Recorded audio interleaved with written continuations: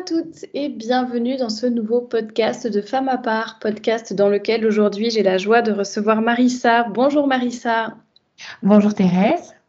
Merci d'avoir accepté, plutôt d'avoir proposé de faire ce podcast ensemble aujourd'hui. C'est toujours sympathique d'entendre les témoignages des unes et des autres, puisque on vient de discuter un petit peu avant de commencer l'enregistrement. Témoignages très édifiants, donc j'ai hâte qu'on puisse en reparler et que nos auditeurs puissent écouter tout ce que vous avez à nous dire par rapport à votre parcours. Je crois que vous êtes une des personnes les plus jeunes que j'ai pu interviewer jusqu'à présent, puisque vous avez 20 ans, mais je vais vous laisser vous présenter plus en détail juste après. Et juste avant de commencer, je rappelle aux personnes qui nous écoutent que vous trouverez en barre d'informations, juste en dessous de cette vidéo, vous trouverez les liens vers les différents réseaux sociaux de Femmes à part, également vers le blog femmesapart.com, vers la boutique de robes et de jupes et également vers le lien pour vous inscrire à la newsletter que j'envoie gratuitement tous les dimanches. Et bien sans plus tarder, Marissa, je vous laisse vous présenter à nos auditeurs.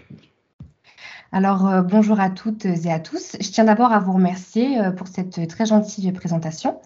Donc voilà, je m'appelle Marissa, j'ai 20 ans et je suis actuellement en deuxième année de classe préparatoire lettres.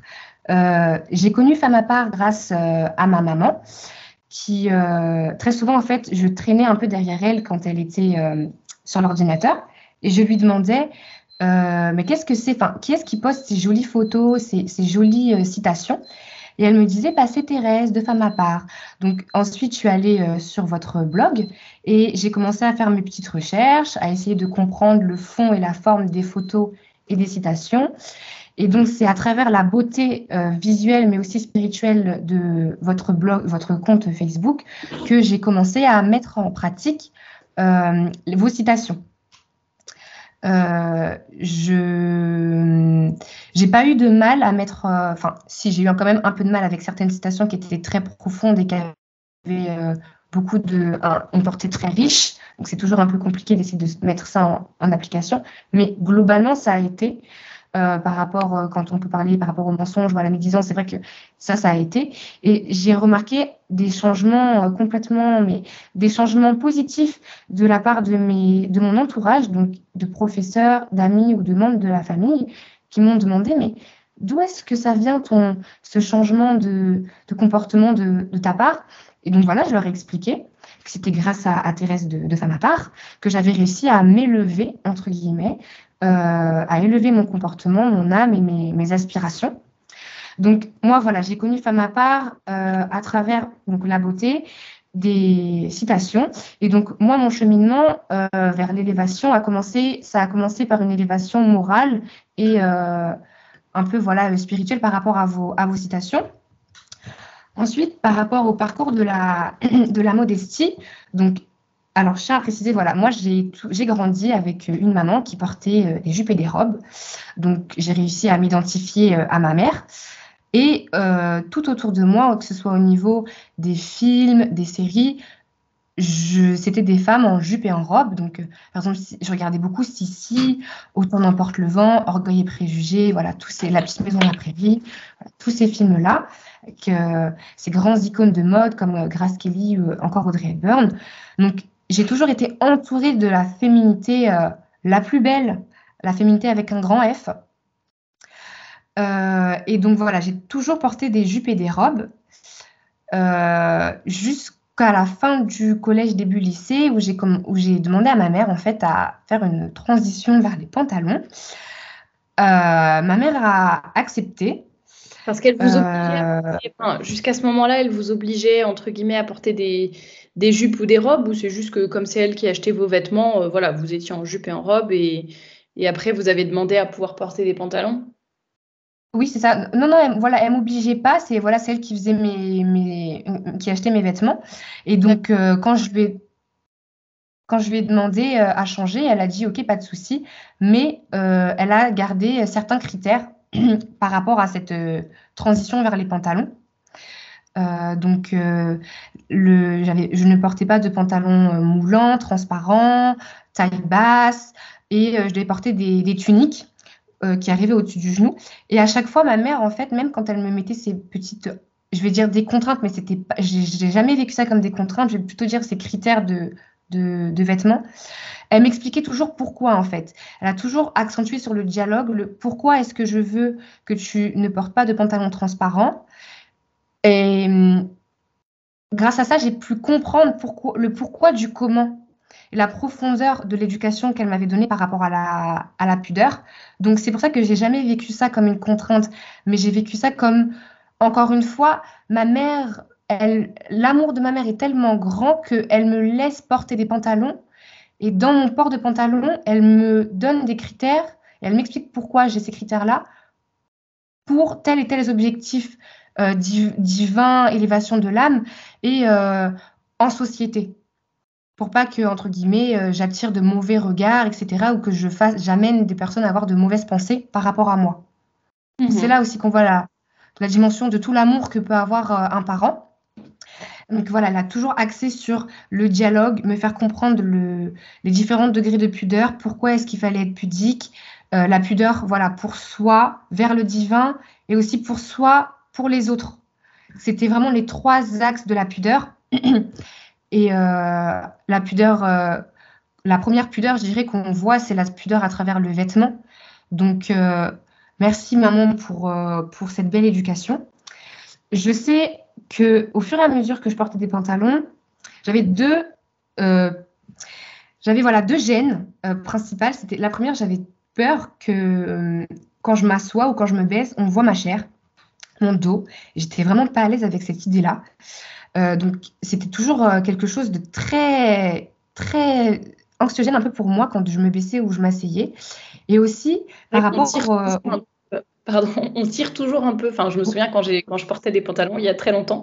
Mais c'est vrai que je me souviens que quand je me baissais, que je me mettais accroupie ou je ne sais quoi, on a toujours tendance à tirer sur son t-shirt ou même si on s'assoit par exemple sur un banc ou sur une chaise, voilà, on a toujours cette peur qui est le bas du dos ou le début de nos sous-vêtements qui puissent se voir. Donc on est en train de tirer, de vérifier effectivement. Problème qu'on n'a pas. Ah oui, oui, c'est exactement ça et c'est un problème qu'on n'a pas en portant de robe et de jupe. Et ensuite, la deuxième gêne que j'ai ressentie, c'était par rapport aux traces que je pouvais avoir en mettant mes protections menstruelles. J'avais toujours peur qu'on voit en fait les traces. Donc, c'est un problème que je n'ai plus maintenant grâce aux jupes et aux robes. Et je m'étais dit aussi, mais est-ce que c'est normal que quand je m'habille, je doive penser à ce genre de détails? Entre guillemets, oui, parce qu'on fait toujours attention, voilà, à ce que nos vêtements soient pas trop courts, soient pas trop longs, etc. Mais de là à penser, enfin, à ce que quand on s'assoit, on ne voit pas la chair du dos et les traces des protections menstruelles, je m'étais quand même dit, bon, c'est un signe qu'il faut interpréter comme, il faut peut-être repasser au port des jupes et des robes, pardon. Et je tiens aussi à préciser avant ça que j'ai commencé à porter des jupes et à porter des pantalons, pardon, parce que je traînais dans un groupe de filles dans lesquelles toutes les filles portaient des pantalons. Et j'ai cru qu'en changeant de style vestimentaire, je serais mieux intégrée. Alors, pas du tout, vraiment, pas du tout. J'ai pas été rejetée par le groupe quand je portais des jupes et des robes. Au contraire, j'étais peut-être mieux intégrée par le groupe parce que c'était moi, en fait. Oui, voilà, vous étiez vous-même, vous étiez et c'est peut-être pour ça qu'il limite il vous appréciait. Enfin, ça sonnait plus vrai en fait. Oui, voilà, c'est ça. Et puis j'ai apporté un peu ma pierre à l'édifice, entre guillemets. Je me démarquais, mais positivement en fait. C'était pas me démarquer pour me démarquer, c'était me démarquer par ma personnalité et l'éducation que j'ai reçue par rapport à ça. Et je me rappelle aussi, j'étais toujours dubitative quand je me mettais mes pantalons parce que je me disais, mais Maxa, c'est pas toi. Tu mets des pantalons, mais pourquoi est-ce que tu les mets Quelle est la raison et je ne me reconnaissais pas en fait dans les pantalons. Donc voilà, j'ai lâché les pantalons au lycée, à peu près vers la seconde, enfin fin seconde, début première, j'ai complètement arrêté de porter des pantalons. Et j'ai senti oh là là, mais alors vraiment, j'aimerais vraiment que les auditeurs puissent ressentir la même chose que j'ai ressenti, mais voilà, c'est une émotion, donc c'est un peu compliqué, mais vraiment, j'ai senti 2 choses. Premièrement, un changement de comportement des garçons vis-à-vis de moi.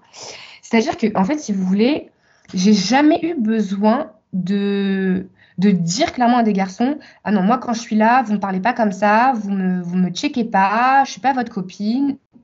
J'ai jamais eu besoin, en fait. Je pense que vraiment, c'est la magie du vêtement, des jupes et des robes qui ont fait ça. Il y a une espèce de... La pudeur, en fait, amène à une distance, une distanciation saine, on va dire. C'est-à-dire que les personnes se disent, voilà, celle-là, je vois qu'à travers son vêtement, elle est pudique, elle se respecte, elle ne montre pas trop de morceaux de chair. Elle se respecte, ça veut dire que moi, je dois aussi la respecter. La pudeur amène aussi à voilà, ce respect de l'autre. Et ça, c'est quelque chose, mais oh mon Dieu, je sais que. En plus, vous savez, on vit dans une société où on entend toujours cette atrocité avec toutes, vous savez, toutes les féministes. Enfin, on entend plein de choses qui peuvent faire peur, etc. Mais je sais que moi, par rapport à ça, je suis totalement apaisée. Je n'appréhende plus mes interactions sociales avec mes collègues, mes camarades ou des professeurs. Et ça, je pense que c'est en partie grâce à la pudeur du vêtement. Et le vêtement, enfin le port des jupes et des robes m'a également permis de changer mon comportement. C'est-à-dire qu'avant, quand je portais des pantalons, j'avais tendance à plaquer mon caractère en fonction des garçons. Je pense que j'avais intégré que le pantalon, c'est un vêtement d'homme. Et donc, moi, femme portant des pantalons, je voulais me comporter comme un homme pour avoir un peu cette symétrie. Je porte un pantalon, je me comporte comme un homme.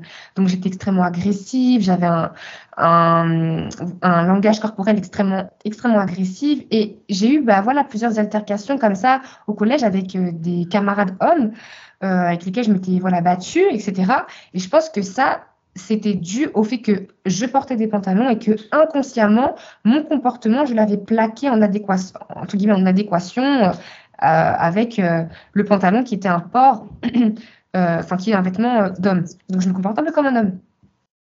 Et ça, je n'ai plus du tout ça quand je porte des jupes et des robes. Je suis beaucoup plus calme, je suis beaucoup plus posée, beaucoup moins stressée. Tout va bien, tout est fluide en fait. Et voilà, je n'ai plus eu d'altercation avec de camarades. Plus jamais, vraiment. Et tout va mieux au niveau de mon comportement. Je sens que mon âme est apaisée parce qu'elle n'est pas stressée par un vêtement qui pourrait serrer mes formes ou avoir peur qu'on voit la trace de mes protections menstruelles ou qu'on voit le haut de mes culottes ou la chair de mon dos. Donc, tout ça, en fait, ça a permis à mon âme d'être posée, d'être calmée et ça m'a permis de changer de comportement. Voilà. Et je n'ai jamais reçu de critiques négatives, ni même de critiques tout court, en fait, quand j'ai fait cette transition quand j'ai repris le port des jupes et des robes. Bien au contraire, vraiment, je n'ai que des amis, des collègues, même des professeurs qui me disent, mais waouh, de beaux vêtements, enfin, très admiratifs. Et pour vous dire, je vais vous raconter voilà, une petite anecdote. Donc, j'ai passé des écrits à des examens et j'ai rendu ma copie et il y avait la proviseure de l'établissement qui a récupéré ma copie et qui m'a dit « Wow, mademoiselle, quelle jolie robe vous avez !» Et il s'avère que je portais une robe, c'est une robe femme à part. Je crois que c'est la Bérangère, la nouvelle, vous savez, la longue avec des rayures blanches crème.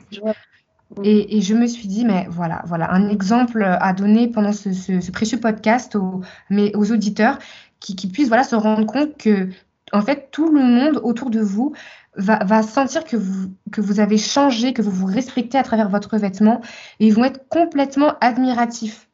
Parce que vraiment, il y a une magie quand on porte des jupes et des robes, on est beaucoup plus posé, on a une amplitude au niveau du mouvement.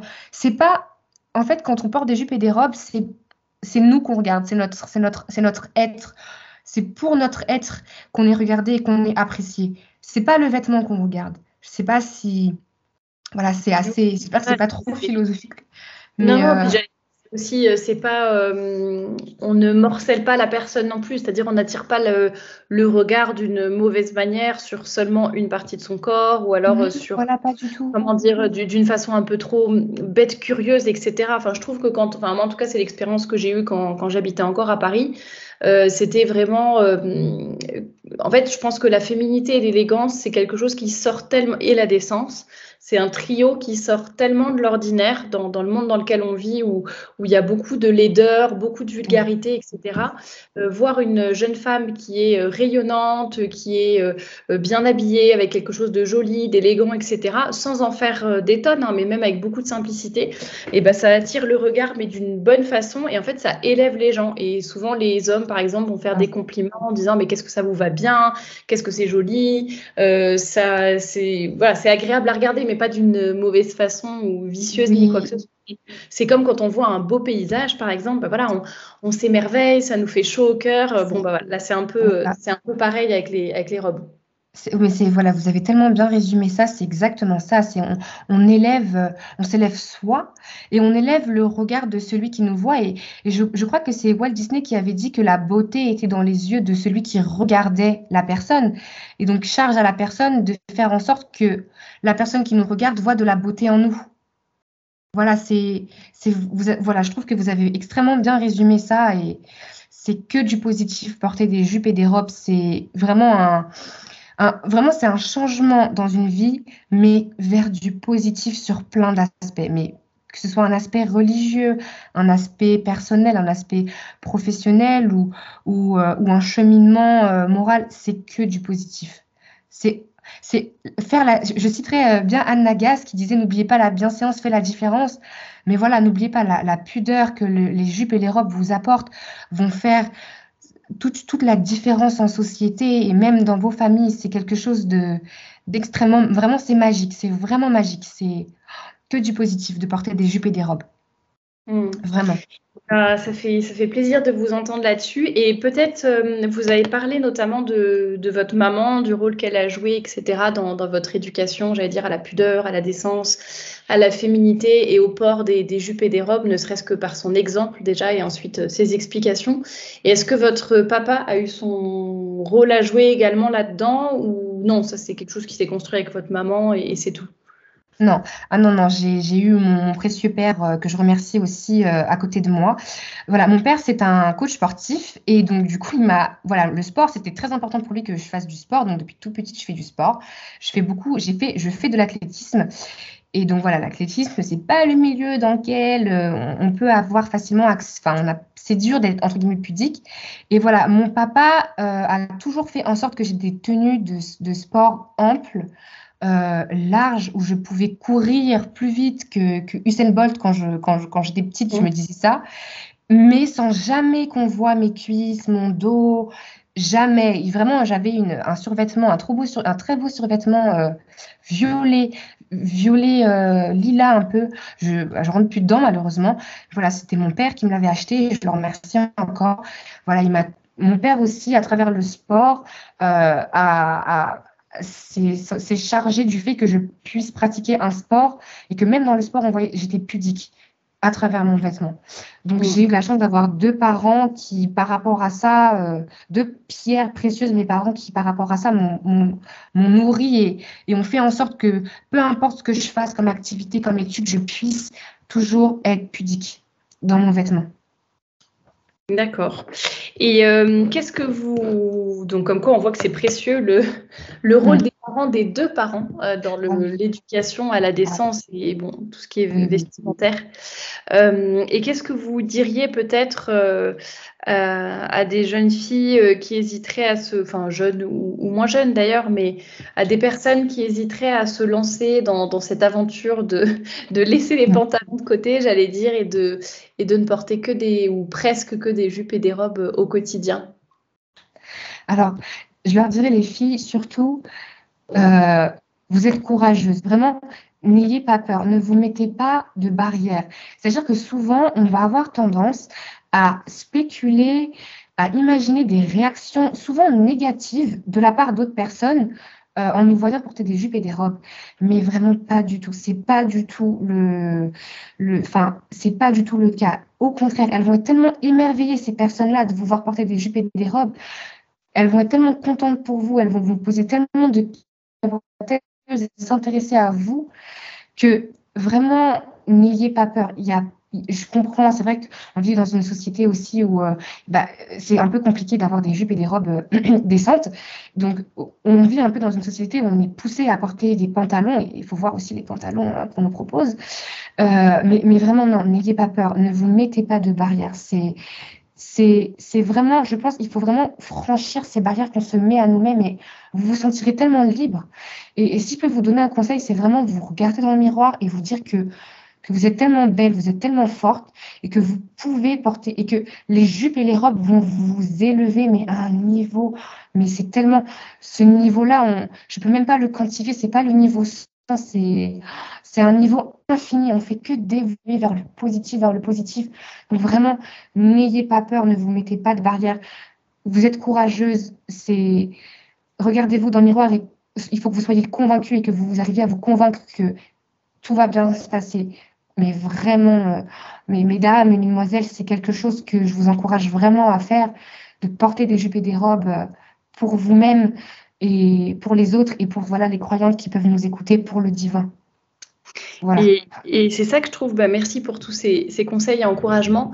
Et ce que je trouve intéressant aussi, pour revenir sur quelque chose que vous disiez un peu plus tôt, c'est vraiment de voir que vous avez voulu rentrer dans le moule, surtout j'allais dire dans un contexte, je sais plus si c'était au collège ou au lycée que vous aviez voulu mettre des pantalons. Mais voilà, c'est un moment où c'est pas très facile. On est influençable, on a vraiment envie de rentrer dans le moule, on veut vraiment pas se faire rejeter. Je pense qu'à d'autres périodes de la vie, quand on est peut-être plus adulte, ça nous passe peut-être plus au-dessus, mais là, c'est vraiment des moments où c'est un peu plus critique. Et on voit que, en fait, même en ayant essayé de rentrer dans le moule et de ressembler aux autres physiquement, enfin par les vêtements, eh bien finalement, c'est pas du tout ça qui a fait que vous vous êtes intégré ni quoi que ce soit. Et on voit qu'en n'ayant pas du tout renié vos principes et en ayant renoué avec la féminité, la décence, etc., qui devait, je l'imagine, détonner un peu dans le milieu dans lequel vous évoluiez, finalement, on voit que c'est pas du tout... qu'au contraire, vous vous êtes bien intégré, que vous avez pu, d'une certaine façon, très certainement faire de l'apostolat et que vous n'avez pas eu de moquerie, mais plutôt du respect. Et ça, je pense que c'est encourageant. Alors, c'est pas toujours le cas. Il ne faut pas non plus dépeindre un tableau tout beau, tout rose où tout va bien. Mais je pense qu'en vrai, quand on est convaincu de ce qu'on fait, qu'on est aligné, comme on le disait tout à l'heure, bien, je pense qu'en fait, on a une certaine assurance qui fait que les gens, finalement... n'ont aucune raison de se moquer de nous ou de nos choix. Et puis quand on s'habille d'une façon qui est jolie, encore moins. J'avoue, si on s'habillait un peu comme des sacs à patates, ça serait peut-être différent, mais là, les gens ne peuvent rien nous reprocher, entre guillemets. Donc, c'est ça qui est important aussi, de faire de l'apostolat par la beauté. Oui, exactement. C'est exactement ça. Oui, vraiment. Est-ce que vous voudriez ajouter autre chose pour conclure ce podcast ou, je ne sais pas, ajouter encore un témoignage ou une anecdote ou je ne sais quoi par rapport à tout ce que vous avez vécu dans votre cheminement vers la féminité? Non, là tout de suite non. Je voulais vous remercier encore une fois de m'avoir entre guillemets auditionné. C'était un vrai plaisir pour moi et j'espère que mon témoignage aura convaincu certaines jeunes femmes ou jeunes filles et puis aura peut-être aidé certains parents, père ou mère, à tendre vers la pudeur à travers le dialogue et pour le vêtement pour vos enfants. Et non, j'ai pas grand-chose à rajouter. Alors, je sais ce qu'on va faire pour conclure. On va parler de la boutique parce que vous m'en avez parlé tout à l'heure avant de commencer l'enregistrement et on n'en a pas vraiment reparlé. Enfin, vous avez mentionné la robe Bérangère, mais je crois que vous êtes une fervente cliente de la boutique Femme à part. Donc, celle qui nous écoute, le lien est dans la description. C'est shop.femmeapart.com. Et voilà, si vous voulez dire un petit mot par rapport à ça, en guise de conclusion, on va dire. Oui. Alors, oui, je suis une fervente cliente de la boutique de Femme à part. D'ailleurs, je me limite à 2 robes par collection, sinon j'achèterai toutes les robes, vraiment. Ce que j'aime vraiment avec cette boutique, c'est que je trouve tout. Enfin, il y a mon bonheur, il y a tout ce que j'ai besoin, jupe, robe, je suis servie. Et puis, j'ai pas à me demander, alors, est-ce que cette robe-là va être transparente? Est-ce que cette robe-là va avoir une encolure jusqu'à la cuisse? Non, pas du tout. C'est vraiment l'embarras du choix. C'est vraiment la petite boutique d'Ali Baba. Je fais mes achats et je n'ai pas à me préoccuper de savoir si on verra mes sous-vêtements ou autre. Non, pas du tout. Et il y en a vraiment pour tout le monde. Il y a vraiment beaucoup de styles différents qui s'adaptent à tous les modes de vie, je dirais. Et c'est vraiment, je suis tellement soulagée de savoir que vous avez lancé cette boutique, Thérèse, et je vous en remercie encore parce que je n'ai plus besoin de me tracasser l'esprit, de me triturer les neurones chaque fois que je passais commande, par exemple, à Kiabi ou à Gémeaux ou autre. Non, non, je fonce directement chez les femmes à part et puis je fais mes propres emplettes et puis tout va bien. Voilà pour voilà le mot de la fin. Voilà pour la petite minute publicité pour la boutique. Voilà, c'est ça. Je ne vous cache pas. Merci beaucoup. C'est vraiment super gentil tout ce que vous avez dit. Et ben, merci pour toutes vos commandes également. Et j'en profite pour remercier toutes les personnes qui m'ont soutenue dans ce projet, soit par leurs prières, par leurs compliments, leurs encouragements, leurs commandes, bien sûr, leur patience aussi, comme c'est pas toujours facile d'avoir son projet comme ça. Il y a toujours un peu des aléas. Donc, merci à toutes les personnes qui me soutiennent. Merci beaucoup, Marissa, d'avoir accepté de témoigner dans ce podcast. Je pense que c'était vraiment important de montrer un petit peu votre parcours, ce que vous avez vécu et la façon dont vous vivez la féminité. Donc, merci infiniment. C'est moi qui vous remercie. Merci beaucoup, Thérèse, pour votre travail. Avec grand plaisir. Et puis, ça me fait toujours plaisir quand je sais que mon travail est utile. En fait, c'est ça qui m'encourage beaucoup. Merci à tous les auditeurs qui sont restés avec nous jusqu'à présent. Et je vous dis à très bientôt pour un nouveau podcast.